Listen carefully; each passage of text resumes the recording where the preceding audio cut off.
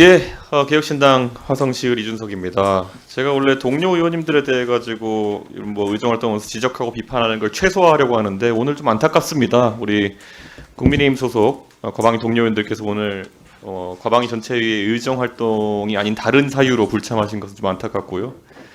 이게 직무가 정지된 대통령을 만나러 가는 것이 공무라고 보기는 어려울 것 같습니다. 그래서 정치가 아니라 이건 반정치이고 이 불행한 사태가 발생한 원인을 찾고 없애는 것이 국회의원들이 지금 매진해야 될 일이 아닌가 하는데 좀 걱정입니다.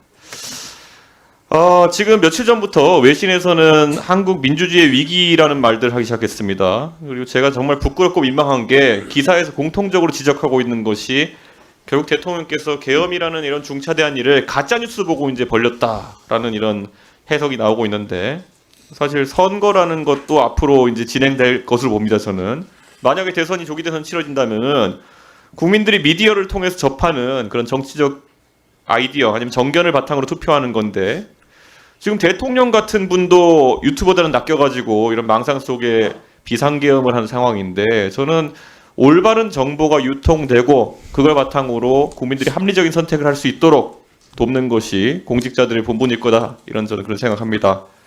우리가 독수독과 얘기 많이 하지만은 이런 독과 같은 정보가 퍼져 있는 상황 속에서 가짜 뉴스가 횡행하는 상황 속에서 어떻게 국민들께서 미디어에 의존해가지고 올바른 판단하시겠습니까? 그래서 오늘 다른 것들은 뭐 동료님들이 많이 물어보셨으니까요. 이 자리에 계신 고위 공직자분들에게 조금만 물어보겠습니다.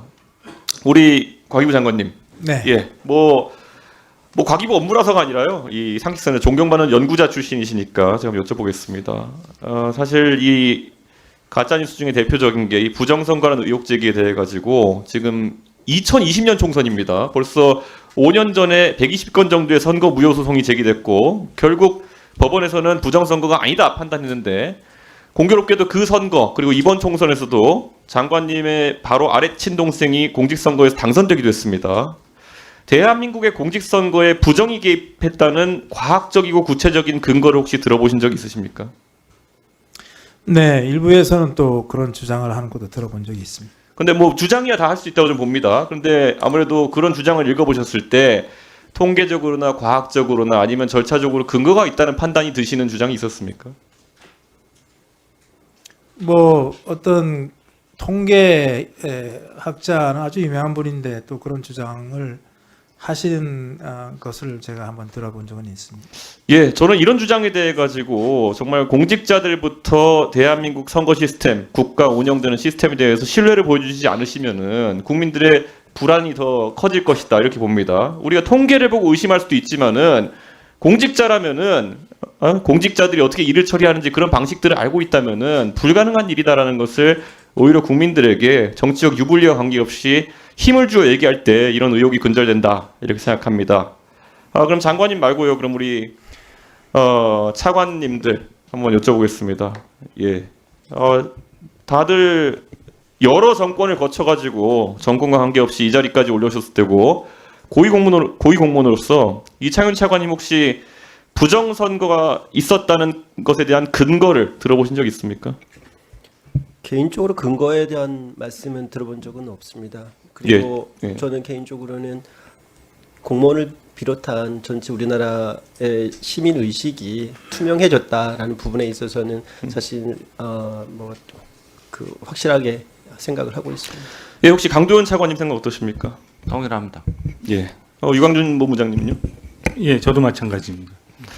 우리 조성훈 차장님 역시 뭐 감사원에도 계셨으니까요. 이런 걸 봤을 때 감사나 이런 거 하면은 근거에 맞는 제보가 들어오고 하면 감사원이 다 살펴보죠. 네, 그렇습니다.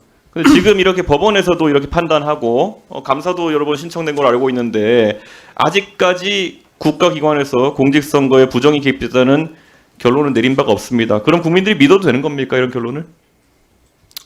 뭐 정부 기관에서 그렇게 판단을 했다 그러면은 뭐 국민들께서도 신뢰를 해야 하는 얘기겠습니까? 예, 그래서 오늘 제가 사실 말씀드리고 싶은 건요. 제가 최근에 기사를 하나 읽었는데 충격적이었던 게 작년 11월에 났던 기사인데 기재부에 이제 행시 통과해가지고 3년 차 된 공무원들, 그러니까 64회 사무관들이 25명인데 그 중에 5명이 벌써 공직을 그만뒀다고 합니다.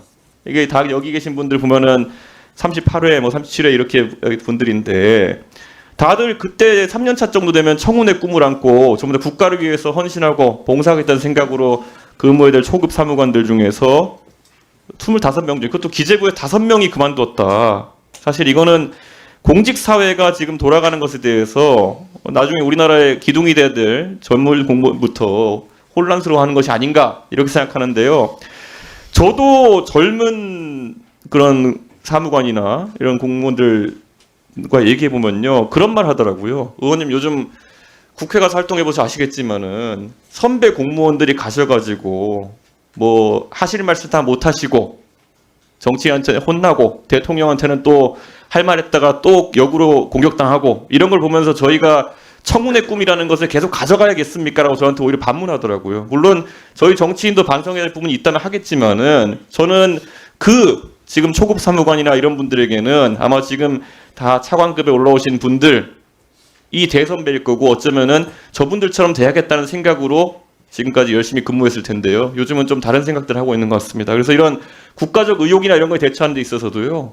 조금은 강단 있는 모습을 보여주시길 그렇게 좀 부탁드리겠습니다. 예. 이거는 제가 진짜 부탁드리는 겁니다. 왜냐하면 지금 이 대한민국 혼란이라고 하는 건요. 각자의 위치에서 각자 역할을 해야 되는 것인데요.